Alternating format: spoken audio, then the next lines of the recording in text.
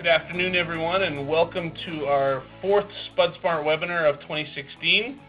Sorry we're a couple minutes late, but today we will be looking at how soil fumigants are used to control nematodes and problematic diseases in potatoes, and how soil fumigation can improve potato yields and quality. We'll also hear about best practices for applying fumigants such as chloropicrin and trials being done in New Brunswick. My name is Sean Brook. I'm the president of Issues Inc. and the publisher of Spudsmart magazine and Spudsmart.com. And today I will be serving as your moderator. So first of all, I would like to send out a huge thank you to our sponsor, McCain Foods, for the support. Without them, this doesn't happen. I'd also like to note a few housekeeping items. This webinar is being recorded and will be made available on Spudsmart.com following the event. And for audio quality purposes, all microphones have been muted with the exception of the speakers. If you have any questions or comments, please share them in the chat box that you'll find in the bottom left-hand corner of the screen. And let us know who it's directed to, and we'll then, at the end of our presentations, we will be collecting their answers and sharing them with the group. Also, viewers are welcome to keep tabs on Twitter, as we'll be sending out live tweets during the webinar. So to get rolling, today we have two speakers to talk about fumigation in potatoes. We're joined by Dr. Chad Hutchinson, who's a director of research at Triest Ag Group in Greenville, North Carolina. Triest is a distributor and applicator of soil fumigation products in the eastern United States. Chad was previously a professor at the University of Florida, where he conducted research and extension projects on potato production, including crop nutrition, soil fumigation, and variety selection. Tom Dixon, who is a McCain Foods agronomist in New Brunswick. Tom has a Bachelor of Science in Plant Science and has been with McCain Foods for over 20 years. So welcome, gentlemen. And first off, here's a quick rundown on how things are going to go during the webinar. We're going to start with Chad, who will review the basics on chloropicrin, application of the product, use of the potatoes for disease control, and environmental benefits for fumigation. And then we will hear from Tom, who will be talking to us about fumigation trials in New Brunswick and the promising results that they have seen with this process. So without further ado, I am going to get started with Chad. Mr. Hutchinson, I am going to turn it over to you, sir.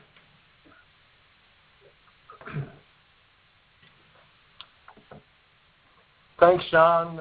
Welcome all. Let's dive right in. And I'm just going to tell you first, topics of discussion for today. We're going to review chloropicrin, a little bit of a history. We're going to talk about the application of chloropicrin, how it's applied in potato production, the different types of diseases that chloropicrin can suppress in potato production, a few of the environmental benefits associated with the use of chloropicrin as a soil fumigant, and then we'll have some concluding remarks. Chloropicrin has been used safely in food production for over 60 years to improve crop yield, improve crop quality through the suppression of soil-borne diseases. It's used as a pre-plant soil fumigant. That means it's applied before you plant the crop in the ground. And on most labels, it has a 14 to 21 day plant-back interval, meaning you need to apply the product at least 21 days before you plant the crop. In most northern tier states and in Canada, we've modified the application process so that you can apply the fumigant in the fall prior to planting potatoes in the spring. Chloropicrin is applied as a liquid or an emulsified product through a drip irrigation system. Once the liquid enters the soil, it moves quickly into a gas phase, and it's that gas that moves throughout the soil profile and is what suppresses crop disease. Chloropicrin is fairly broad spectrum. It controls soil-borne plant pathogenic fungi, nematodes, and some insects. It works within about 48 to 72 hours of application. It's broken down in the soil by soil microbes. Once you apply it, that process of degradation begins rather immediately. Historically, it's been mixed with methyl bromide or 1,3-D, methyl bromide being phased out. So if you find the product, if you have access or the ability to use 1,3-D, you might find products with chloropicrin and 1,3-D mixed. This is the chloropicrin molecule, for those of you who might want to know what it looks like: carbon, 3-chlorine, nitrogen, and oxygen. Chloropicrin does not sterilize the soil. It's an important fact to realize. It breaks down in the soil it's broken down in the soil by soil microbes to carbon dioxide eventually, nitrate, nitrogen, and chlorine. Chloropicrin does not deplete the ozone layer. Chloropicrin is broken down by UV radiation. So if any were to ever leave the soil, sunlight degrades it before it ever could reach the ozone layer and cause problems. That has been ozone depletion is a hot topic, and it has been an issue with other soil fumigants. Chloropicrin does not have an ozone degradation problem. Chloropicrin has never been found in groundwater. Thousands and thousands of samples, groundwater samples, have been taken and analyzed around agricultural production that uses chloropicrin. Never been an issue, never found chloropicrin in groundwater. Plants growing in soil treated with chloropicrin produce normally a larger root system, a healthier root system, more secondary roots, more root hairs, which leads to improved water use by the crop, enhanced fertilizer uptake, which leads to improved fertilizer use efficiency by the crop. Continued use or repeated use of chloropicrin can lead to the reduction in use of other chemicals to treat soil-borne diseases, which then leads to, of course, a reduction in total AI applied in crop production. And chloropicrin, because the application of chloropicrin leads to more plant growth, higher yields, that added plant growth and that higher yield ends up scrubbing more nitrogen or more carbon dioxide from the atmosphere than it takes to produce, than is manufactured through that is produced, I should say, through the manufacture of chloropicrin and transport to production areas. Chloropicrin is a broad spectrum fungicide, soil fungicide. It suppresses verticillium species, common scab, which is actually a bacterium, chloropicrin or blacktop, rhizoctonia, fusarium, pythium, phytophthora. I put helminthosporium or silver scurf on here. You will find helminthosporium in the soil. Chloropicrin would suppress that organism in the soil, but the primary, infection site for helminthosporium is on equipment or in storage. And even though you might find it in the soil, you can control it in the soil, but you still might get silver scurf because it's moving in other areas. Chloropicrin does not control all soil organisms. You see a rebound in growth in trichoderma, which is a soil fungi after application. There are many mycorrhizae that are not suppressed by chloropicrin. Bacillus species, other beneficial soil microorganisms rebound immediately after the application of the product. So let's talk a little bit about how you apply chloropicrin in potato production. Here we have a raised potato row that is formed during the process of application. You have a knife that goes down the center of the row. liquid flows through the knife into the soil. The product turns to a gas, moves throughout the soil profile where it suppresses disease. You end up with a fumigated zone, and you want to plant your potato in that fumigated zone. This is where you put your seed piece. Plant would grow, and you end up setting daughter tubers in that relatively undisturbed fumigated zone. Just to give you a few ideas of what beds look like during the fumigation process, this is in Brunswick County, Maine. Actually, this month we were putting product out, so this is a bed on a grower's farm. This is the application rig here, making the application. This is a potato bed, a fumigated bed at the University of Minnesota at their Becker Research Farm in 2015. And then CloraPickling is used in other potato-producing countries around the world. This is a picture of a double bed in South Africa in which CloraPickling has been applied throughout that double bed. Growers will come in and separate that double bed and plant 2 drills of potatoes. Let's talk briefly about potato diseases and their control.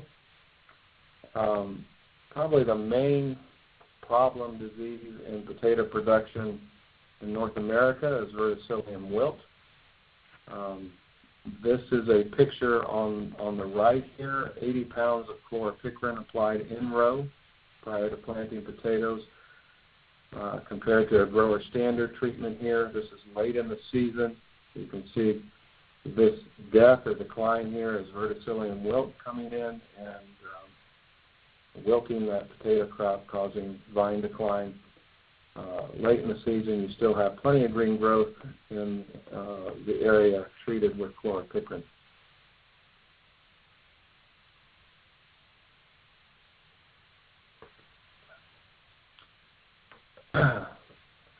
CloraPickling also suppresses common scab in potato production. This picture is of Atlantic.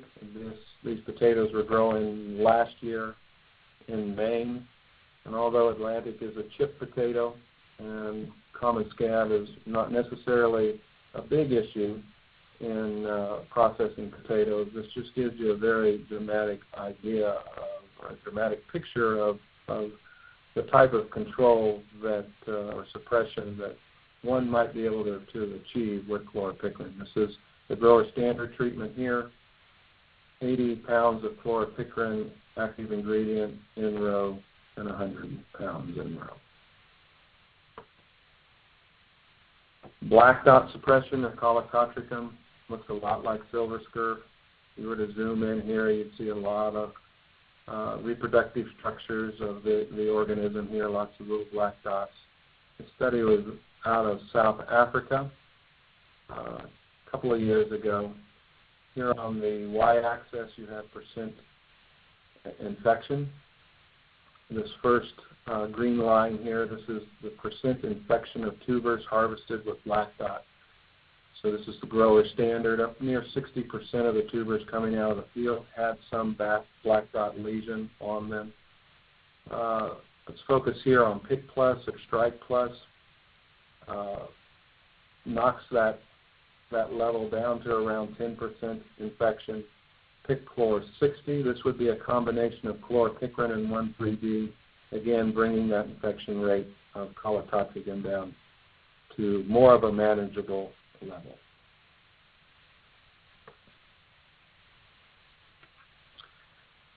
So we can talk about the environmental benefits associated with the use of CloraPickling.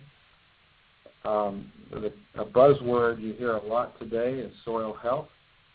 And we are currently, as a company, involved in several studies to evaluate the impact of CloraPickling on the community, the microbe community, the soil microbe communities where we apply CloraPickling.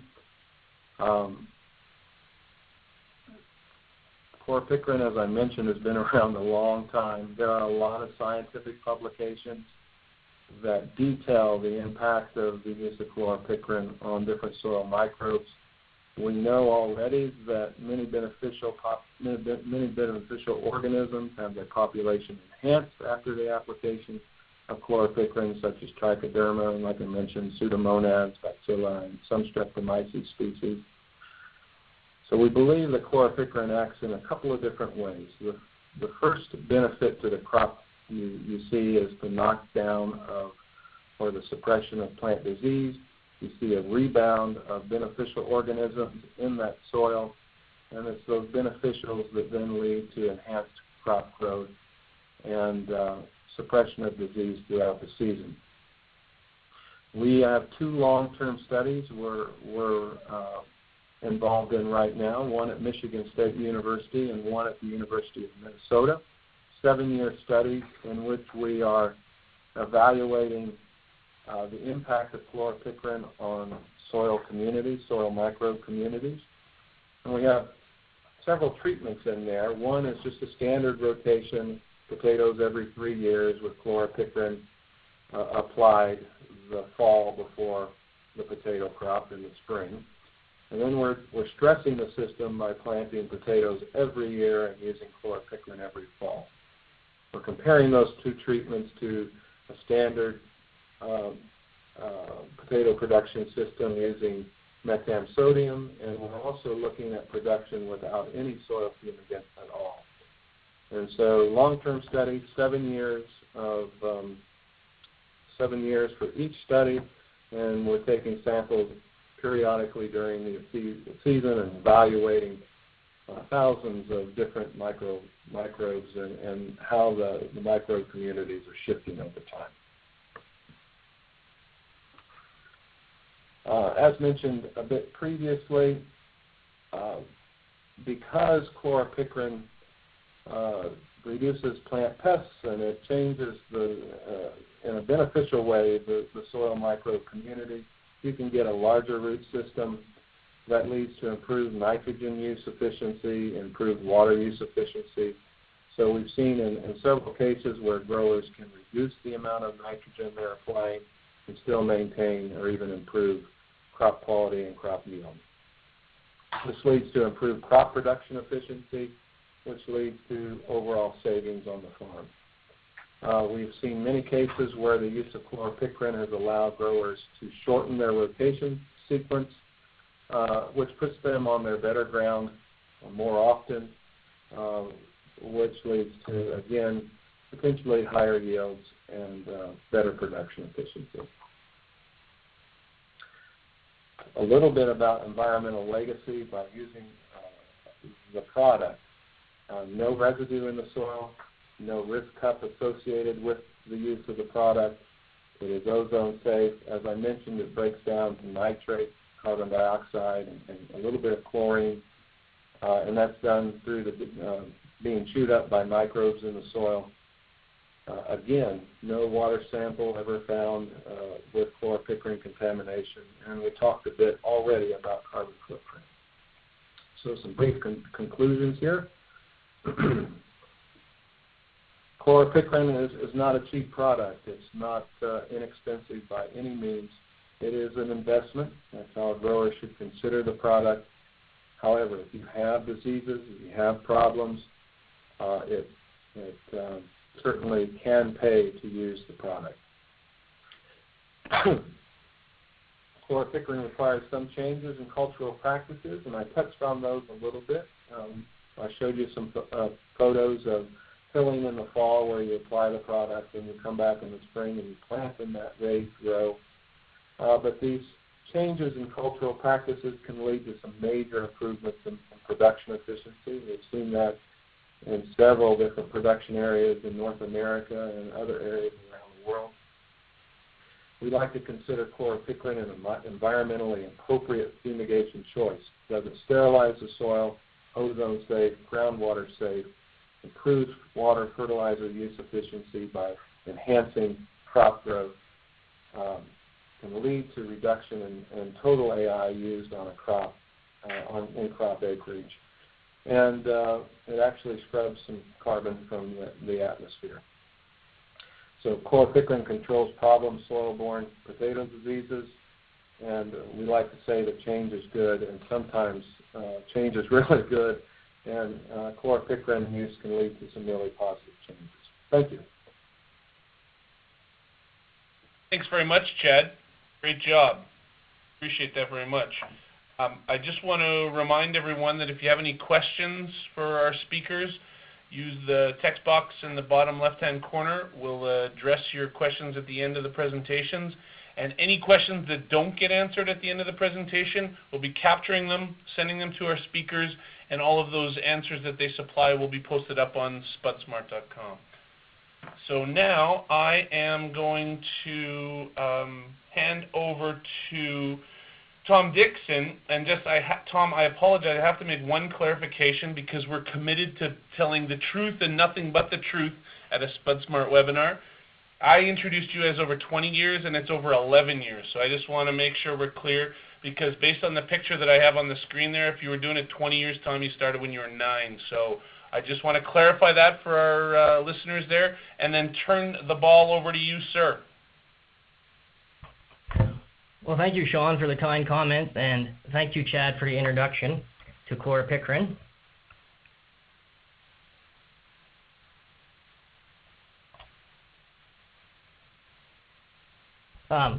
Today I'd like to speak about our NB experience.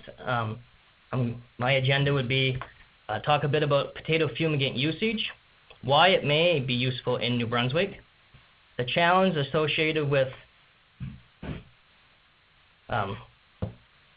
the application process. I'm going to go through some pictures and some remote sensing imagery that we captured. And finally, we're going to end on a bit of the trial results from 1 year of fumigating in New Brunswick. So potato fumigant usage. It's a relatively new concept in New Brunswick. The concept isn't new, but the application of it is. It's been practiced widely in North America for quite some time, and there's various products that's being used. Vapam, Talone, Pick Plus 85. In our trials, we use Pick Plus 85 or CloraPickling. Certain production areas, the usage is over 90%.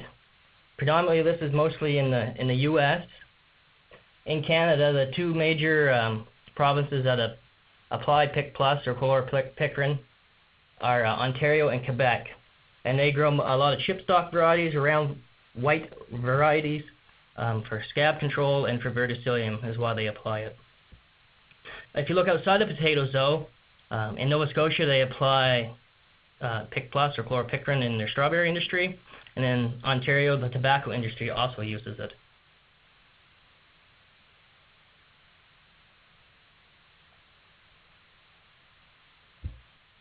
So why in New Brunswick? We have a very long cropping history here. We've been producing potatoes for over 100 years. We've been very intensive for many of those years, and our rotations sometimes have been quite short. Ideally, you'd like to have a 1 in 3, 1 in 4 year rotation. Some years, some fields had potatoes after potatoes, or a 1 in 2 rotation. So this has obviously led to an increase in soil disease and nematode populations. Now, with nematode populations, Dr. Loretta McKitzel from the New Brunswick Department of Agriculture and Aquaculture performed a survey in 2006. She asked 25 participating growers to select fields that they thought may be problematic to verticillium wilt. Of these 25 fields, she sent away for analysis. The root lesion nematode populations range from 420 to 18,500 per kilogram of soil. She determined through the lab's help and some research she had done that the economic threshold is around 1,000 per kilogram of soil. So 22 of these 25 fields sampled well above that. So that shows that we definitely have, our soils are definitely abundant in root lesion nematode populations. From the project that we're currently working on, we sampled 2 of the fields. We had 16 samples, and if you look at the ET, or the economic threshold that Loretta provided, we had 14 of the 16 samples were over the 1,000 kilogram per soil limit, and we only had 2 that tested under. The range of nematode populations, or root lesion nematode population numbers, was between 400 and 7,000.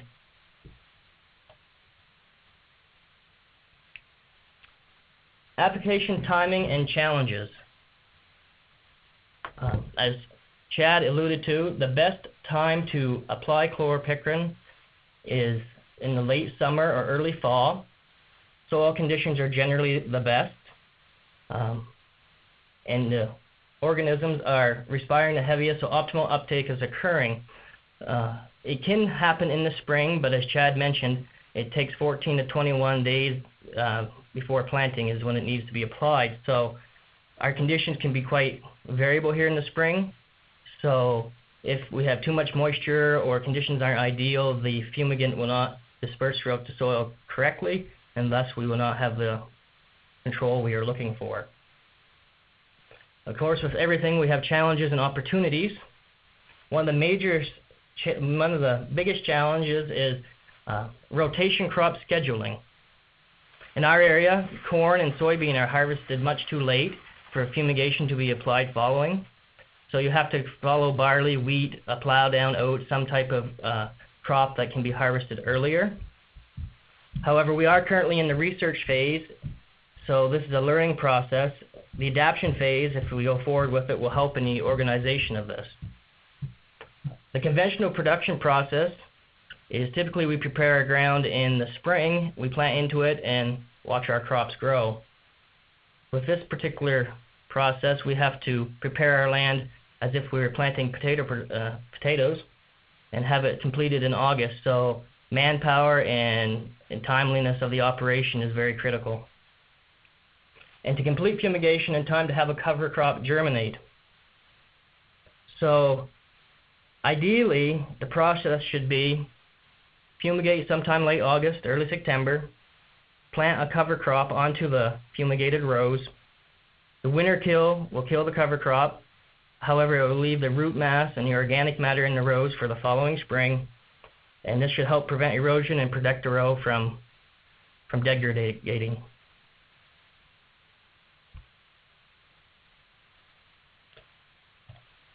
Now on to more of the fumigation trial results from our 1 year of data. I'm going to provide a little bit of details on the trial, a few photos, a bit of vegetation indices via remote sensing, and finally at the end talk about yield.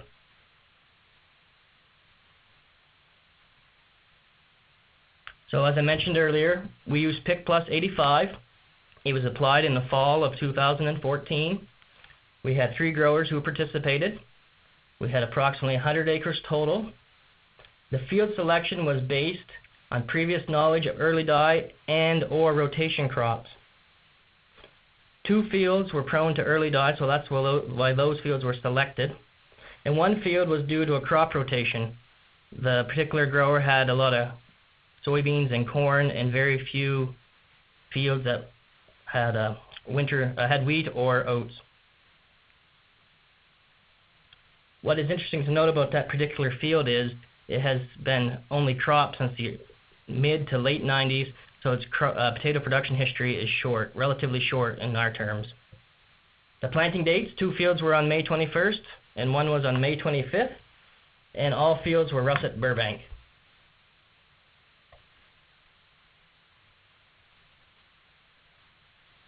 Throughout the season, remote sensing imagery was acquired using a UAV, an unmanned aerial vehicle. They were flown with a SenseFly EB drone. The data was processed and the normalized difference vegetation index was calculated. Yield sampling was performed with 10-foot test digs a few days before harvest, and the locations of the test digs were selected off bare soil imagery collected by the drone.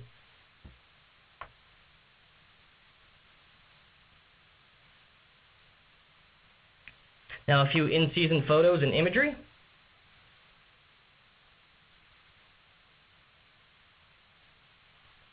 Here's a pretty telling tale of some of the problems that we have. This is field M, so this is one of the fields. The photo was taken sometime in August, September. The area on the left, as you can see the dividing line here, was treated with Pick Plus, and the area to the right of that was not treated. That was our check control. It's pretty obvious to see that the verticillium wilt was taken over in that particular part of the field, and you can also see the annual sow thistle, or perennial sow thistle that is present.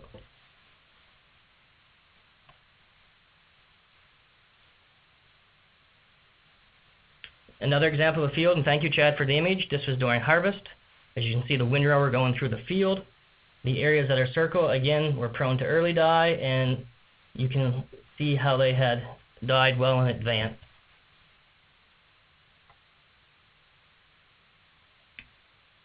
What we have here is a remote sensing imagery. So this is an NDVI that was calculated.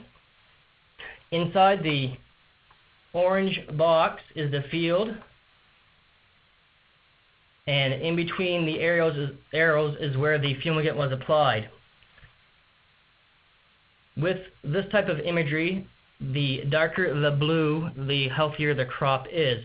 So if you look inside this box, you can see two man-made lines where the fumigant was started and completed in the control areas on the outside edges.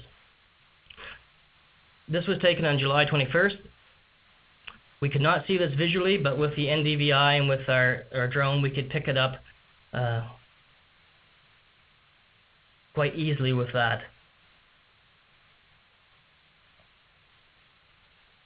Here's another example of a field. It kind of looks like a boot or a shoe on the outside of the field. This is over in here. This is a swamp and trees. But if you look inside the interior of the boot, we'll call it, this was taken on September 14th. You can see this well in advance. In fact, that was the picture I showed you earlier with the verticillium.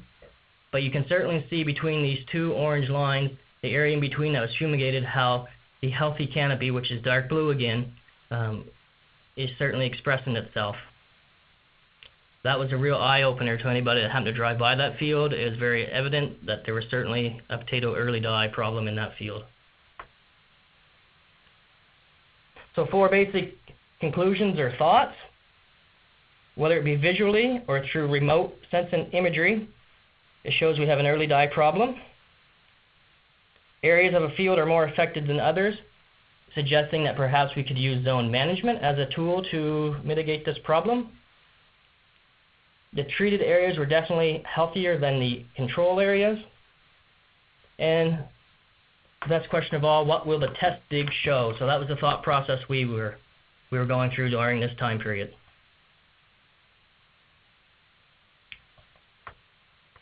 So a few of the test dig results. They were 10-foot strips, as I mentioned earlier. They were sampled very, very close to the harvest date of the field, and they were graded to McCain contract specifications. And again, this is only 1 year of data. On the x-axis, you can see the 3 different sites that we had fumigant in. And the y-axis is tubers per plant. So one thing that was very consistent between all 3 fields is the number of tubers per plant were about 1.3 to 1.4 additional tubers.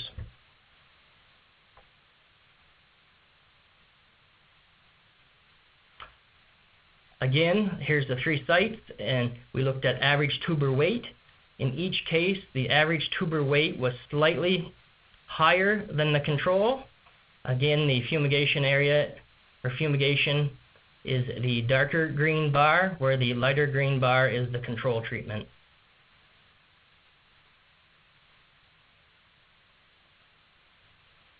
Effective fumigation on percent smalls.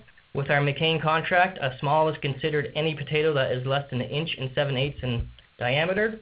If you look at all 3 examples again, with fumigation being the dark green bar, fumigation had less percent of smalls per sample, anywhere from 0.9 to 5%.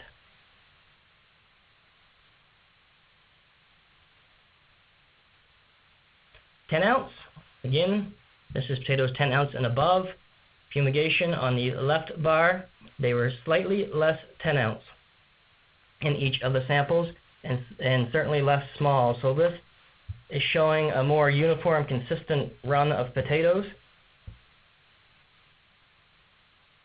similar to other data in other areas that people have seen. And again, here is probably one of the most important slides of the presentation, the yield. So on the bottom we have the 3 sites, and we have 3 column bars. The dark green bar where my arrow is are test digs at McCain Foods completed. The middle one is grower estimates, and the last bar is the Tri-S test digs that they completed. Again, they were 10-foot digs as well. So what this graph is depicting is total yield increase measured by different estimators. So the yield increase in hundredweights per acre are written on the graph. You can see that it ranged anywhere from 28 to 140 hundredweight per acre.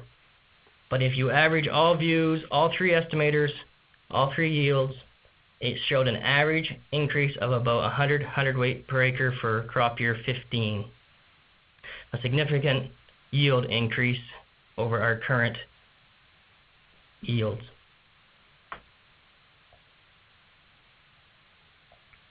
So a bit in summary, we only have 1 year data in New Brunswick. The average increase across all sites and all estimators was approximately 100 hundredweight per acre. The yield increase is driven by an additional 1.4 tubers per plant. The marketable yield increase was due to less undesirable small potatoes and higher yields overall. I must say we also have another year of fumigation on the go. It will be harvested here in about 6 weeks, 5-6 weeks depending, and we hopefully will see the same type of response. So for a long-term vision or a long-term thought process, here's what I'd like to see in the future. We identify our problematic areas based on grower knowledge or agronomist knowledge. We take soil samples to identify and determine nematode and disease populations. We adjust our rotation crops appropriately so that we can get on the ground in late August or early September and apply our fumigant. That way we won't have to worry about crops like corn or soybean. Eventually, over time, as we switch towards zone management and variable rate applications, we can variable rate our fumigant so that we're only putting it where we absolutely need it, or we can adjust rates depending on the populations in the soil of nematodes or soil disease. We would sow a cover crop. Essentially, the cover crop would help protect the soil over the winter, and then we'd use it in conjunction with other soil building practices to increase organic matter and hopefully fend off some of these disastrous diseases by the way of organic matter and crop rotation. So in closing, I don't believe every field in a grower's operation requires soil fumigation, nor do I believe that the problematic fields require a complete treatment. Zone management or specific location management is imperative, and soil fumigation, I believe, is just another means to keep the canopy healthy, to maximize yields and your return on investment. Super. Thank you very much, Tom. Great job. Great job to both of you. I know you can't hear it, but there is applause happening across the country right now for both of you. Well done. So we appreciate you taking the time to do those presentations. And we have got a bunch of great questions flowing in through our question boxes here. So I'm going to jump on into to getting some of those out there for you. The first one, because I think it's the most timely, is I just want to check in with you. Tom, can you talk a little bit about how many test digs you did on those test digs? I'm just going to bring that back up here. Yes, certainly. We essentially performed 12 test digs in the control and 12 test digs in the treated areas for each of the 3 fields. And Tri-S, Chad can speak to how many that they selected, but with our particular part of the project, we did 6 sampling locations and 2 10-foot strips per sampling location. So we'd have 12 in the control and 12 in the treated. Ted, do you just want to clarify on yours as well? Yes, Sean. I'd have to pull that data back up, but I would say we were probably in that 8 to 12 range as well for treatment. Okay, perfect. And I'm going to put this question out to Chad. You're welcome to jump in if you like, Tom, as well. But Chad, is there any recommendations from a soil type perspective of where you've seen this work and the best, perhaps, and where maybe it doesn't work as well with the fumigation of chloropicrin? I'd say that soil type determines the method of application and potentially the rate that we're applying. However, I couldn't say that we've seen one soil type where it's better to apply than another, where we've not achieved desired results, let me put it that way. It just requires a little more thinking on some types than others on how the best way to get the material in the ground to achieve results. Anything else to throw in there, Tom? I would agree with Chad.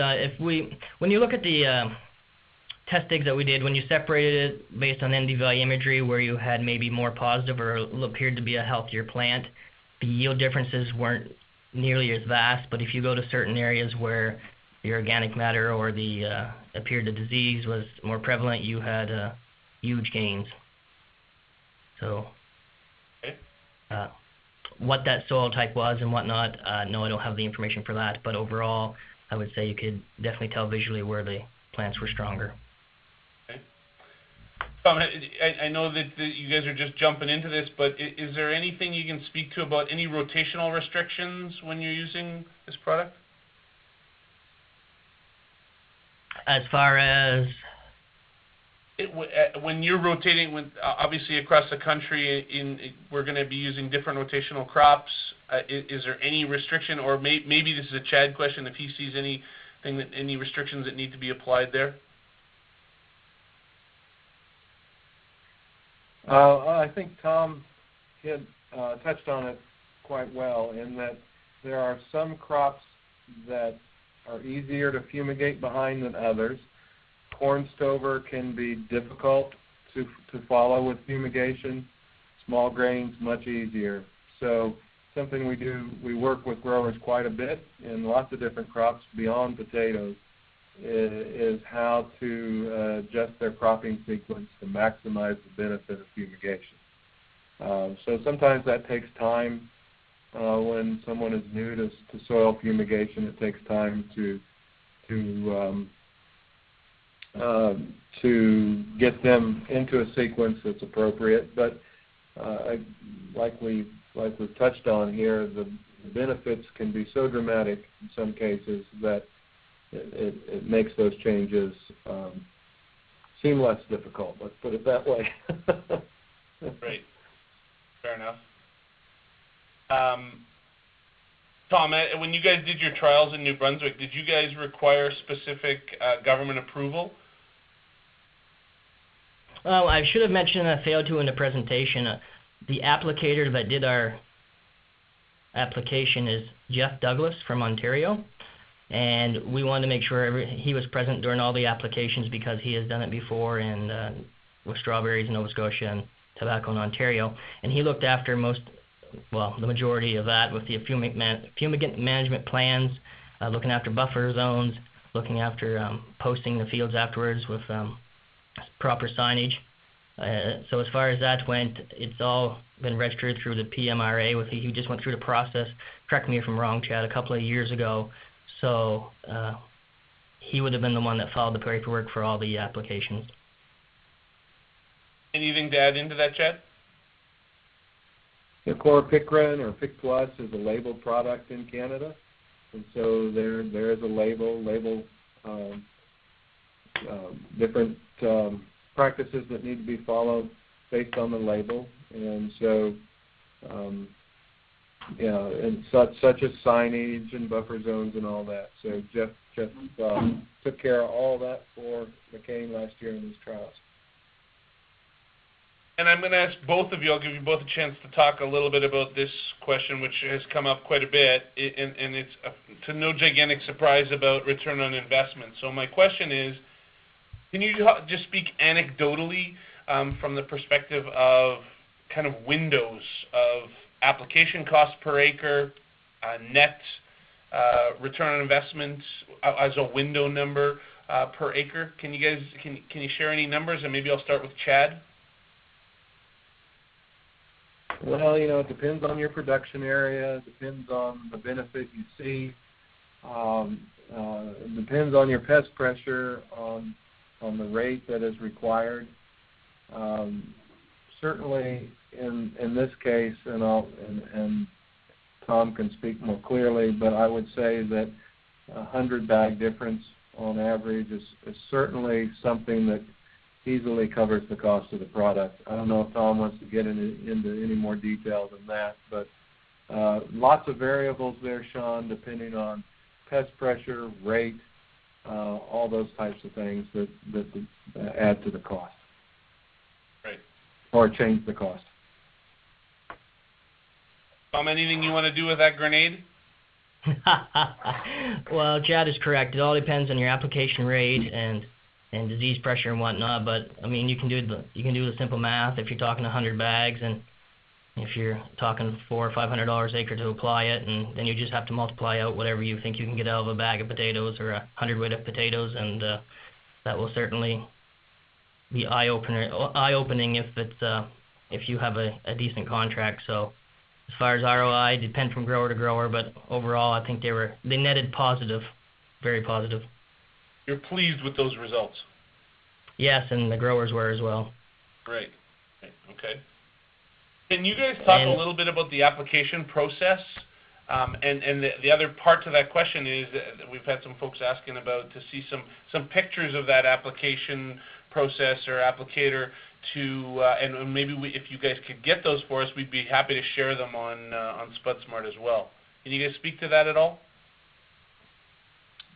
We can probably supply you some photos, Sean, of equipment used in potato production. I'm assuming that's what the question is targeted to, is potato production equipment. Be happy to try to get you some pictures. This is a closed application system, meaning the product arrives on site in steel containers that pass all highway DOT regulations. The grower or the applicator would hook into that container. They pressurize that container with nitrogen. The pressurization forces the material through the application system. No one is exposed to the product during that process. The product only becomes exposed to the atmosphere under the soil at the end of an injection knife. So it's a closed application system that's been developed over many, many, many years of doing this type of work. Trieste and its associated companies around the globe are very invested in safe application. We work with growers. We help design application systems.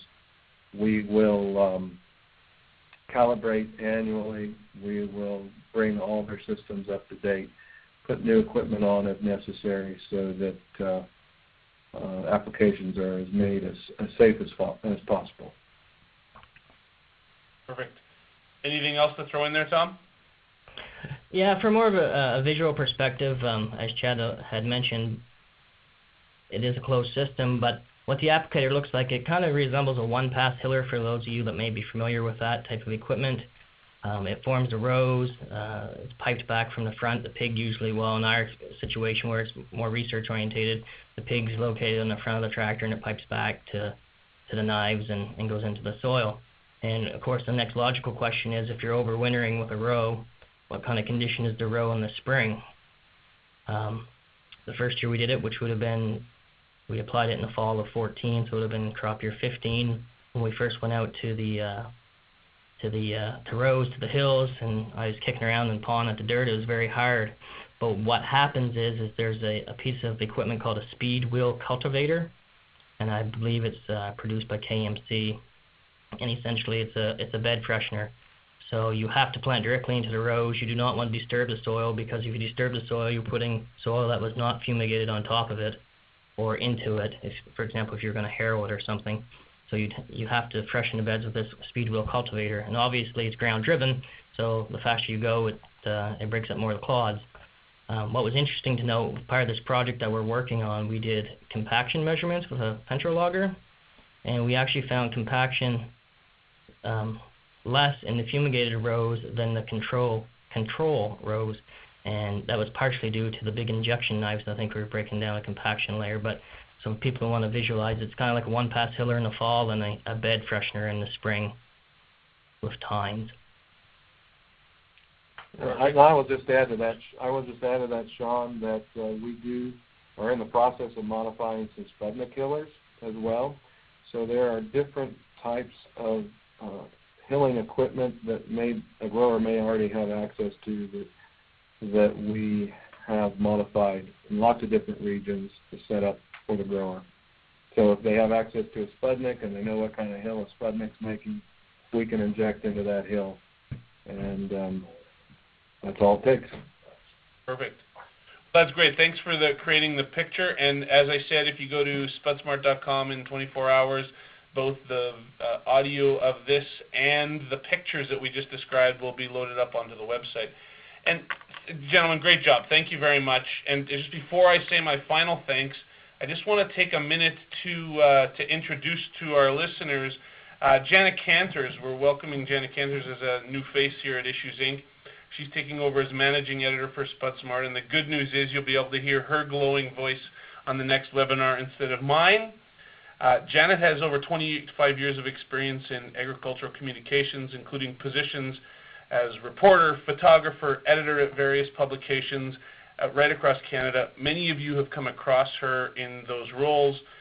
Communications and public relations specialist, graduated from Mount Royal College journalism program, and over the years has received numerous writing and photography awards, including Lifetime Achievement from the Canadian Farm Writers Federation. As you can imagine, she has experience right across the country, and we are extremely excited to have Janet as part of the team. Her passion about agriculture is second to none, and through her role as managing editor at Spudsmart, she's going to ensure that our readers continue to receive the best content and insights that are possible. You can get Janet, as you can see on the screen there, at jcanters@issuesinc.com, and she would love to hear from you. So, welcome, Janet. And back to thanking, first of all, Chad and Tom, great job. Excellent transfer of information. I think that everyone found that very useful and enlightening to hear your take on that, so I thank you very much for that. A huge thank you to our sponsor, McCain, again. Without their support, this doesn't happen. And just lastly, I just want to quickly thank Caleb McDonald and Teresa Kurjewitz, our team working behind the scenes to help make this process run smoothly.